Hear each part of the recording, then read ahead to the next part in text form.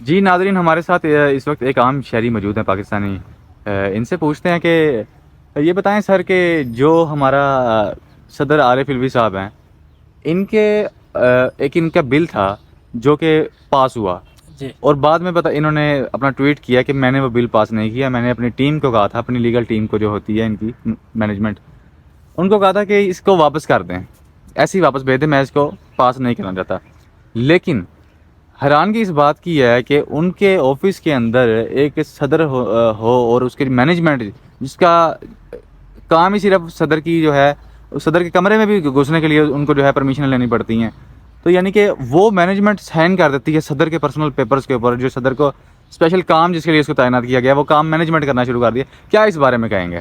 دیکھیے جی، میں یہ کہنا چاہوں گا کہ صدر پاکستان جو کہ سپریم کمانڈر ہیں ایک بہت بڑے کنسٹیٹیوشن کے، تو جس طرح ہماری ریاست میں رول آف لا اور ہمارے آئین کے ساتھ کھلواڑ کیا جا رہا ہے، یہ تو بالکل ہماری ایک بنانا ریپبلک بن گئی ہے.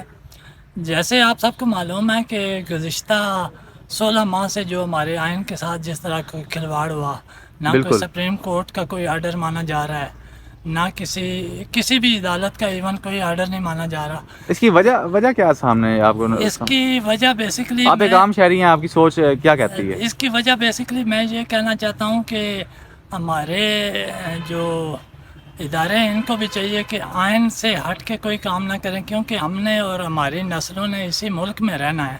یہ بہت اچھا ملک، پوائنٹ ہے آپ کا. اس ملک کا آئین اور ادارے سلامت رہیں گے تو ہم سب کی بقا ان کے ساتھ جڑی ہے. تو اگر ہم اپنے اداروں کو اس قدر کھوکھلا کر دیں گے تو ہماری ریاست جو ہے یہ اس کے کوئی سر پیر نہیں رہے گا، کیونکہ ہماری ریاست چند اداروں کے اوپر اس ٹائم ٹکی ہوئی ہے. ہمارے اداروں کو بھی چاہیے کہ آئین اور قانون کی بالادستی ہو، عام شہریوں کو بھی عدالت سے ان کے جو بھی حقوق ہیں وہ حاصل ہوں، وہ حاصل ہونے اور چاہیے نا. جو ہماری کنسٹیٹیوشن کے جتنے بڑے ادارے ہیں ان کو اپنے دائرہ اختیار میں رہ کے کام کرنا چاہیے. جیسے کہ ہمارے سپریم کمانڈر جو ہیں صدر عارف الوی صاحب، وہ اس ٹائم جتنے بے بس نظر آ رہے ہیں، تو سوچیں کہ عام شہری کو کیا حقوق حاصل ہوں گے اس سوچنے کی ملک کے بات یہ اداروں ہے سے. کہ ایک سپریم کمانڈر جو ہے وہ بے بس کیسے ہو سکتا ہے؟ کون سی اتنی بڑی طاقت ہے؟ کیا سمجھتے ہیں جو اس کو بے بس کر رہی ہے؟ دیکھیے آپ کی یہ مسکراہٹ کچھ اندر چھپائے، لیکن ڈر کے نہیں، خوف سے ہٹ کے کچھ. خوف، دیکھیے خوف انسان کو اللہ پاک کا ہونا چاہیے، کیونکہ انسان کو اللہ پاک نے اشرف المخلوقات بنایا ہے. انسان نے دنیا میں آ کے بڑے عظیم کام کرنے ہوتے ہیں، نہ کہ اپنے ہی ملک کے شہریوں، اپنے اداروں اور اپنے لوگوں کے خلاف وہ کوئی ایسا کام کرے. بالکل. دنیا میں بہت سی معزز قومیں آباد ہیں جن کو نہ ہمیشہ وہ اپنے اداروں کا احترام کرتے ہیں، قانون کا احترام کرتے ہیں.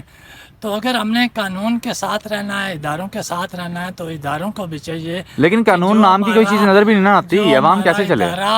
جو ہمارا ادارہ قانون پہ عمل کرے گا، ہم یقیناً اس کے ساتھ کھڑے ہیں. پھر تو لوگ ظاہری بات ہے ہمارے ساتھ کھڑے ہوں گے نا. 25 کروڑ عوام تقریباً اس ملک کی بہت بڑی ینگ جنریشن جو ہے، آپ کو معلوم ہوگا گزشتہ 2-3 سال میں بیرون ملک جا رہی ہے. بہت سارے آپ نے حادثات بھی اس حوالے سے دیکھنے میں آئے.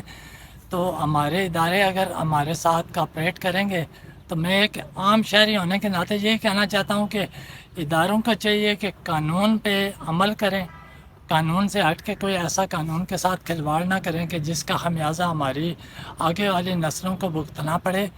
کیونکہ پاکستان ہے تو اس کے ساتھ ہم سب ہیں، بے شک. پاکستان ہے تو اس کے ساتھ یہ ادارے موجود ہیں. اگر پاکستان کا اللہ نہ کرے کہ پاکستان کے ساتھ کوئی اس طرح کا کبھی معاملہ پیش آ گیا، تو جس طرح کی عوام نالائیں ہمارے اداروں سے، ہمارے انصاف کے جتنے بڑے ہیں، ان کو بھی چاہیے کہ یہ انصاف پہ عمل درآمد کروائیں. کوئی بہت بڑا کام نہیں ہے. اگر ہمارے ادارے چاہیں تو ہمارا ملک ہفتوں نہیں دنوں میں ٹھیک ہو سکتا ہے. جب تک ہمارے ادارے کام نہیں کریں گے پراپر تو یہ ملک اسی طرح پستی کی طرف جائے گا. جیسے کہ آپ سب کو معلوم ہے کہ گزشتہ جو موجودہ گورنمنٹ ابھی گئی ہے کچھ ہی دن قبل، اس سے پہلے ہمارے ملک کے حالات کافی بہتر تھے. ابھی جو ہمارے حالات ہیں یہ تو میں اس پہ اتنا ہی کہنا چاہوں گا کہ جنہوں نے ان لوگوں کو، ان نائل کرپٹ ٹولے کو ہمارے اوپر مسلط کیا تھا، ان کو بھی ہوش کے ناخن لینے چاہیے. اور اس قسم کے حربے، اس قسم کی ٹیکنیک نہ ہی اپنائیں تو ہمارا پاکستان بچ سکتا ہے. ادروائز فی مان چائنا اور ترکی کی پالیسی رہی ہے، وہ انہوں نے مہنگائی کافی کی تھی، جب وہ اسٹیبلٹی کے لیے انہوں نے کافی مہنگائی کی تھی، ان کی اکانومی بعد میں اسٹرانگ ہو گئی تھی. ان کی مہنگائی کرنے سے ملک کا اسٹرانگ ہونا اور ہمارے مہنگائی کرنے سے ابھی تک 75 سال سے مہنگائی دیکھتے آ رہے ہیں، اسٹرانگ نہیں ہوا ابھی تک، اکانومی اسٹیبل نہیں ہوئی. وجہ کیا ہے اس کے پیچھے؟ دیکھیے اس کے پیچھے صاف سی وجہ ہے کہ یہاں پہ جو جتنے بھی ادارے ہیں جو قانون پہ امپلیمنٹ کرواتے ہیں وہ بالکل کھوکھلے ہو چکے ہیں. کسی ادارے کی کوئی بندہ نہیں مان رہا، جس کی لاٹھی اس کی بھینس، جس کے پاس جتنے زیادہ اختیارات ہیں وہ اپنے حساب سے اس ادارے وہی کو بات ہے نا، ہینڈل صدر بیچارہ چپ کر کے بیٹھا وہ ہے، اپنے مینجمنٹ جو ہے وہ سگنیچر کر کے بل پاس کری جا رہی ہے. وہ اپنے حساب سے اس ادارے کو ہینڈل کر رہی ہے. اس طرح نہیں ہونا چاہیے.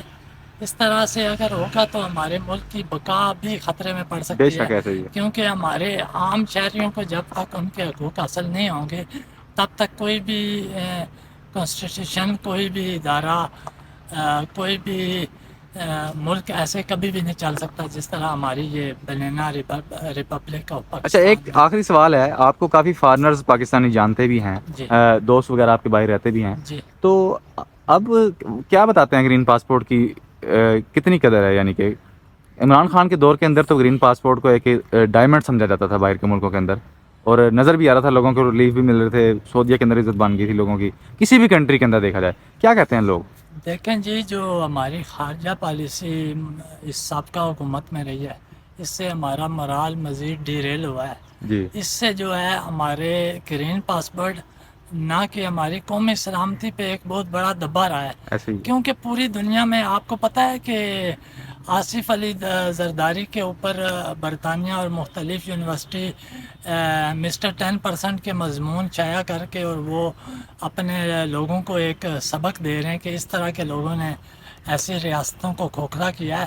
تو اسی آصف اس علی میں کوئی شک زرداری نہیں ہے. کا بیٹا اگر ہمارا فارن منسٹر ہوگا تو ہماری خارجہ پالیسی کیا خاک ہوگی کہ جو لوگ کہتے ہیں کہ یہ دنیا میں کرپٹ ترین لوگ ہیں اور انہی کو ہم اپنے اوپر مسلط کر کے اپنے اور ان سے ملنے کے لیے ان کو مسلط کر دیں فارن کہ منسٹر جب وہ آئیں ان کے ہی منہ لگیں آ کے. بالکل ایسا ہی ہے. آپ کے میں سوال سے اتفاق کرتا ہوں.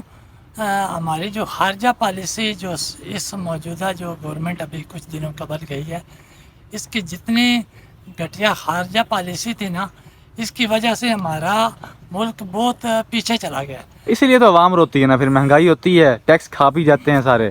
ٹھیک ہے، دیکھیے جی، مہنگائی اور یہ چیزیں چلو قومیں برداشت کر لیتی ہیں، قومیں اپنا پیسہ دوبارہ بنا لیتی ان ہیں، کو اپنا کچھ بنتا ہوا نظر آتا ہے نا، پھر برداشت کرتی ہیں وہ. لیکن جو ریاست اپنے لوگوں کے خلاف کام کرنا شروع ہو جائے، اپنے لوگوں کو، اپنے ینگ بچے جو اس ملک کے سب سے ویل ایجوکیٹڈ اور اچھے اداروں سے، جنہوں نے اسی ملک کے اداروں سے جنہوں نے علم حاصل کیا ہو، وہ ان کی یہی خواہش ہو کہ کسی نہ کسی طریقے سے میں کسی باہر کے ملک میں سیٹل ہو جاؤں، تو وہ ملک کیسے سٹیبل ہوگا؟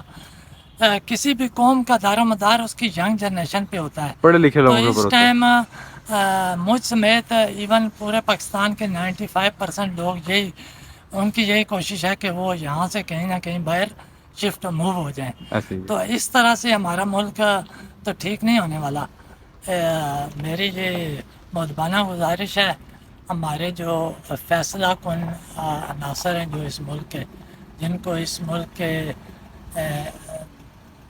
اس ملک کا جو نظام سنبھال رہے ہیں، جو اس ملک کا نظام سنبھال رہے ہیں، ان سے میری یہ مؤدبانہ التماس ہے کہ برائے مہربانی اس طرح کی آپ اپنے پالیسی نہ بنائیں کہ یہاں کے جو عام شہری ینگ جنریشن جو ہے وہ یہاں سے تنگ آ کے پروڑ جانے کی کوشش کرے. بہت شکریہ، بہت شکریہ.